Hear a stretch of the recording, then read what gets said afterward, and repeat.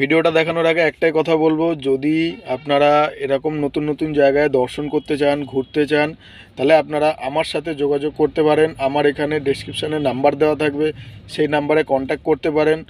আর আরও একটা কথা, যদি আমার চ্যানেলে নতুন হয়ে থাকেন তো তাহলে চ্যানেলটা প্লিজ সাবস্ক্রাইব করবেন। তাতে কী হবে, আরও এরকম নতুন নতুন অনেক দর্শনীয় জায়গা আপনারা দেখতে পাবেন। অনেক কিছু ভিডিওর মাধ্যমে অনেক কিছু জায়গা দর্শনও করতে পারবেন। আর যখন আসবেন এখানে ঘুরতে, সেগুলো আপনাদের আরও ঘুরতে সুবিধা হবে। তা এইটুকুনি আপনাদের কাছে অনুরোধ, যদি চ্যানেলে নতুন হয়ে থাকেন তো প্লিজ তাহলে চ্যানেলটাকে সাবস্ক্রাইব করবেন। হরে কৃষ্ণ। হাই বন্ধুরা, হরে কৃষ্ণ, হরি বল। সবাই কেমন আছো? আশা করি ভালো আছো।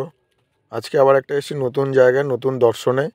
এটাও রাজস্থানে, এটাও রাজস্থান ব্রজমণ্ডল 84 কোষ পরিক্রমা যখন হয় তখন এই জায়গাটা আমাদের পড়ে। এটাও রাজস্থানের মধ্যেই পড়ে। তোমাদের আজকে দেখাবো একটা জিনিস, যেখানে ভগবান ছোটোবেলায় তার বন্ধুদেরকে নিয়ে আসতো এখানে গরু চড়াতে।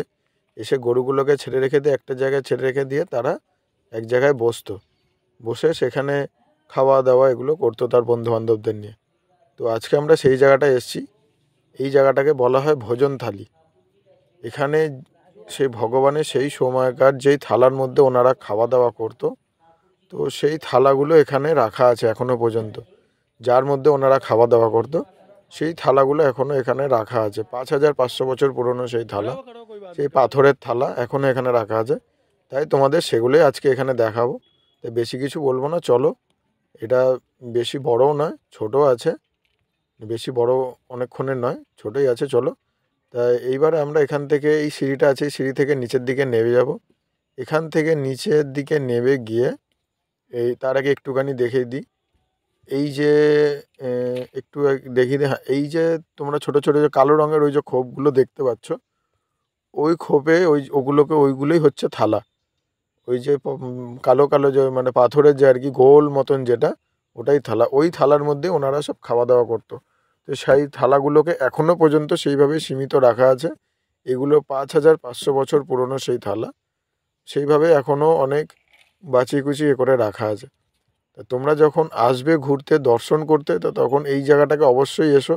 খুব সুন্দর দারুণ জায়গা, চারিদিকে পাহাড়ে ঘেরা, জঙ্গলের মধ্যে। খুব দারুণ লাগবে এই জায়গাটা। এই জায়গাটাকে বলা হয় ভোজন থালি। তো চলো, বেশি কিছু বলবো না। সিঁড়ি থেকে নেবে, এখান থেকে কিছুটা দূর আসবে, আরও আমাদের যাত্রীরা আসছে। আমি তাদেরকে দাঁড়িয়ে এখান থেকে ডাকছিলাম। তো তারা এখান থেকে এই যে নামছে, অনেক যাত্রীরা আমার আছে, তারা নামছে নেবে। তারাও সোজা এই সিঁড়িটা থেকে আসবে। ওই দিক থেকে আসতে হয় কিছুটা, এসেই সিঁড়ি থেকে নেবে এসেই ভেতরে মন্দিরে, এখানে মন্দির মতন করা, এই মন্দিরের ভেতরটায় প্রবেশ করবে, করে এইখানে আসবে, আরও সামনাসামনি চলে আসবে, এসে এই থালাগুলোকে দেখবে। আর এই যে দাগটা দেখছো, এই দাগটা একটা মাহাত্ম্য আছে। এই দাগটা হয়েছে দুধ পড়ে।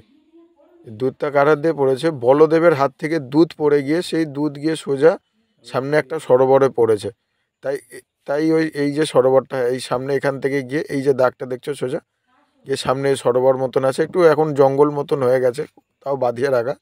তো এই সরোবরে গিয়ে পড়েছিল। এই সরোবরটার নাম হচ্ছে দুধ সরোবর। আমার যত দূর শোনা, মানে গুরুজনদের কাছে যে শোনা, তো এটাকেই বলা হতো দুধ সরোবর। যাই হোক, এই ভিডিওটা এইটুকুনি ছিল। তো টাটা, আজকের মতন এই ভোজন থালির এই যে ব্লগটা আছে, এটা এখানেই শেষ করলাম। পরবর্তী নেক্সট আরও একটা ভিডিওতে যাব, সেখানে তোমাদের আরও একটা ব্লগ দেখাবো। হরি বল।